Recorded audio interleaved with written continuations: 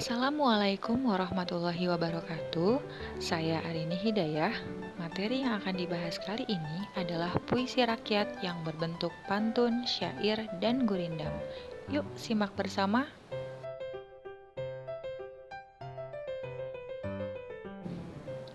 Pertama, kita akan membahas tentang pantun. Pantun adalah puisi Melayu yang mengakar dan membudaya dalam masyarakat. Pantun dikenal dengan banyak nama di berbagai bahasa di Nusantara. Di antaranya ada tonton dari bahasa Tagalog, tuntun dari bahasa Jawa, dan pantun dari bahasa Toba. Yang ketiganya memiliki arti yang kurang lebih sama, yaitu sesuatu ucapan yang teratur, arahan yang mendidik, dan bentuk kesantunan. Selanjutnya kita akan membahas ciri-ciri pantun. Yang pertama, tiap bait terdiri atas 4 baris atau larik. Kemudian yang kedua, tiap baris terdiri atas 8 sampai 12 suku kata. Yang ketiga, rima akhir setiap baris adalah A, B, A, B.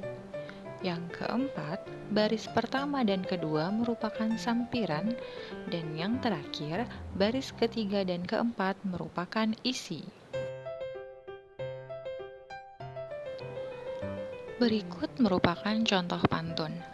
Baik bergalas, baik tidak. Buli-buli bertali benang. Baik berbalas, baik tidak.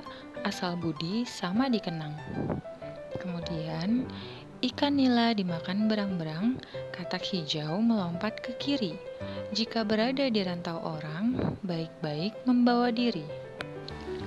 Kalau kita perhatikan dari kedua pantun tersebut, kita bisa menemukan bahwa masing-masing pantun terdiri dari 4 baris, atau bisa juga kita sebut dengan 4 larik. Kemudian, kalau diperhatikan, itu bunyi akhir di baris pertama dan ketiga itu bunyinya sama. Di puisi pertama ada kata tidak di baris pertama dan tidak di baris ketiga.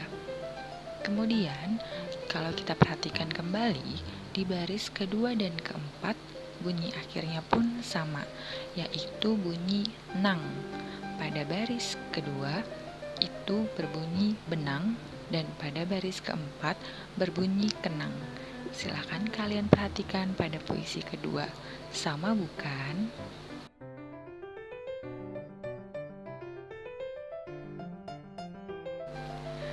Pembahasan selanjutnya adalah tentang syair. Syair adalah salah satu puisi lama. Syair berasal dari Persia dan dibawa masuk ke Nusantara bersama dengan masuknya Islam ke Indonesia. Kata atau istilah syair berasal dari bahasa Arab, yaitu syair atau syu'ur yang berarti perasaan yang menyadari. Kemudian, kata syu'ur berkembang menjadi syi'ru yang berarti puisi dalam pengetahuan umum. Dapat disimpulkan bahwa syair adalah puisi lama yang tiap-tiap bait terdiri atas 4 larik atau baris yang berakhir dengan bunyi yang sama. Selanjutnya, ciri-ciri syair. Yang pertama, setiap bait terdiri dari 4 baris. Yang kedua, setiap baris terdiri atas 8 sampai 14 suku kata. Yang ketiga, bersajak A, A, A, A. Bersajak ini disebut juga dengan rima akhir. Yang keempat, semua baris adalah isi. Yang kelima, bahasa yang digunakan biasanya berupa kiasan.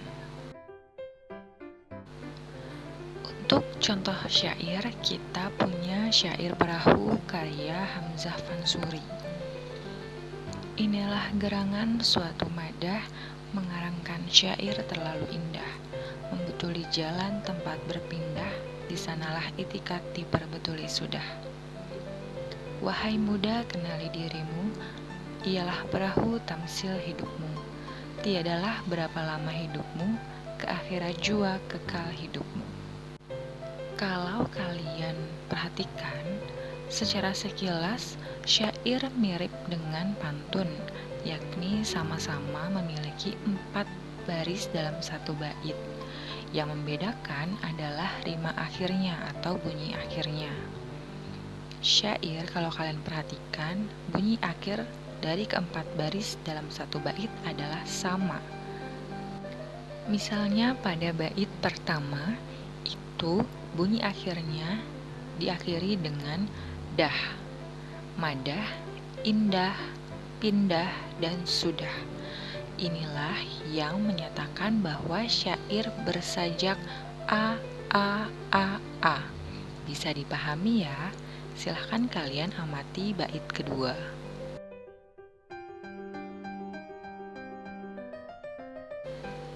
Selanjutnya kita membahas tentang gurindam.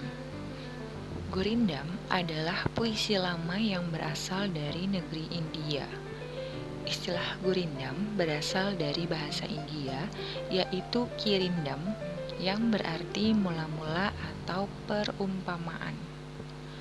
Gurindam syarat nilai agama dan moral. Tak dipungkiri bahwa gurindam bagi orang dulu sangat penting dan dijadikan norma dalam kehidupan. Gurindam adalah puisi lama atau Melayu yang sangat penting sebagai warisan budaya.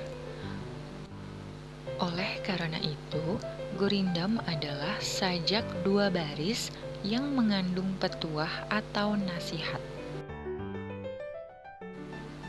Kemudian untuk ciri-ciri gurindam, yang pertama terdiri atas 2 baris dalam sebait. Yang kedua, tiap baris memiliki jumlah suku kata sekitar 10-14.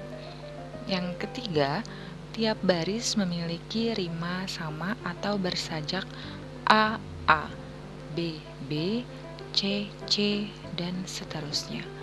Intinya, pada 2 baris tersebut memiliki bunyi akhir yang sama.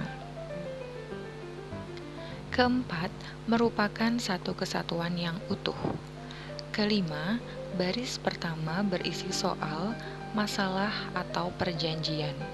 Yang keenam, baris kedua berisi jawaban akibat dari masalah atau perjanjian pada baris pertama.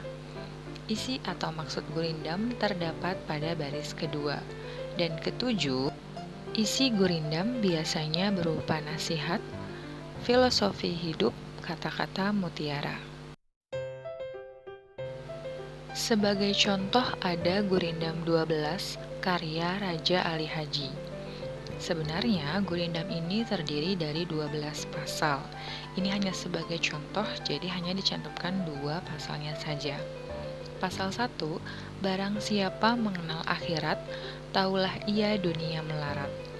Pasal 2, barang siapa meninggalkan sembahyang, seperti rumah tiada bertiang.